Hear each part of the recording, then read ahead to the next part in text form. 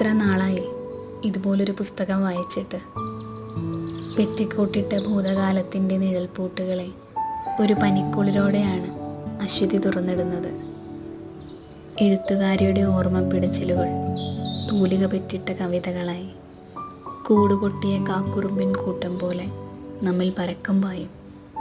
ചിലത് മനസ്സിൻ്റെ തണുപ്പൻ തടിയലമാരകളിൽ കയറി ഒളിഞ്ഞിരിക്കും.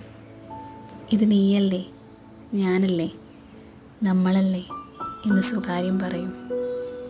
മനോഹരം ഈ മഴയുറുമ്പുകളുടെ രാജ്യം.